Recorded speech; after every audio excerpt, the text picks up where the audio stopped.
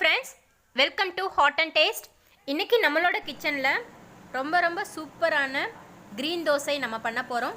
மணத்தக்காளி கீரை பயன்படுத்தி சூப்பரான தோசை வந்து நம்ம எப்படி பண்றதுன்னு இன்னைக்கு பார்க்கலாம். நீங்க நம்ம சேனலை புதுசா பார்க்கறவங்களா இருந்தா subscribe பண்ணிக்கோங்க friends.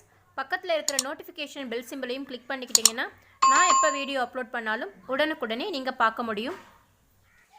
ஏற்கனவே நம்மளோட சேனல்ல இதே மாதிரி ஒரு green தோசை நம்ம அப்லோட் பண்ணிருக்கோம். அதனோட லிங்க் வந்து நான் டிஸ்கிரிப்ஷன்ல கொடுக்கிறேன் फ्रेंड्स. இப்போ நம்ம மணத்தக்காளி கீரை தோசை எப்படி பண்றதுன்னு பார்த்தலாம். எனக்கு இன்னைக்கு 2 தோசை போதும் फ्रेंड्स. ஒரு கைப்பிடி அளவுக்கு கீரை எடுத்துர்க்கேன். அதே அளவுக்கு இட்லி மாவு எடுத்துக்கலாம். அதோட 2 பச்சை மிளகாய், 1/2 டீஸ்பூன் ஜீரகம், 1/2 டீஸ்பூன் மஞ்சள் தூள், ஒரு சின்ன துண்டு இஞ்சி. இப்போ நம்ம ஒரு மிக்ஸி ஜார்ல நம்ம எடுத்து வச்சிருக்கிற பொருள் எல்லாமே நம்ம வந்து ஆட் பண்ணிடலாம் फ्रेंड्स. கீரை சேர்த்தாச்சு.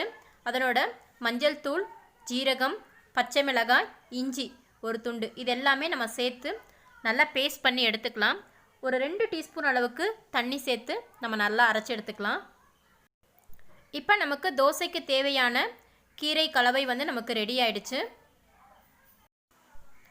இப்போ ஒரு பவுல் எடுத்துக்கலாம். இதில் நம்ம எடுத்து வச்சிருக்கிற இட்லி மாவு வந்து நம்ம ஆட் பண்ணிடலாம் फ्रेंड्स.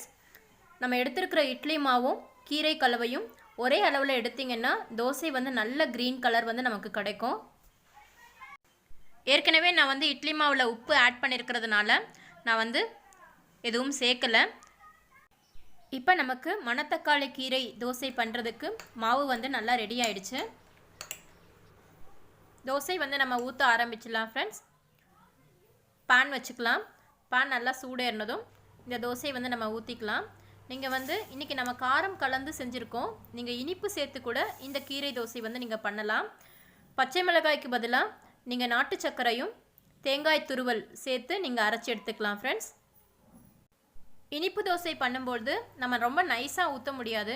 நீங்கள் ஊத்தப்பம் அந்த மாதிரி கன்சிஸ்டன்சியில் நீங்கள் ஊற்றிக்கோங்க. அப்போ தான் எடுக்கிறதுக்கு ஈஸியாக இருக்கும்.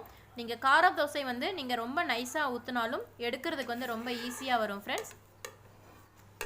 அவ்வளவுதான் ஃப்ரெண்ட்ஸ். ரொம்ப சூப்பரான மணத்தக்காளி கீரை தோசை நமக்கு ரெடி ஆயிடுச்சு. நான் இன்னைக்கு தயிர் சட்னியும் தேங்காய் சட்னியும் வச்சு இந்த தோசை சாப்பிட போகிறேன். நீங்களும் இந்த ஆரோக்கியமான தோசையை செஞ்சு பார்த்துட்டு எப்படி வந்துச்சுன்னு கமெண்ட்டில் சொல்லுங்கள் ஃப்ரெண்ட்ஸ். வேறு ஒரு ஈஸியான ரெசிபியோட நெக்ஸ்ட் வீடியோவில் மீட் பண்ணுறேன். தேங்க்யூ.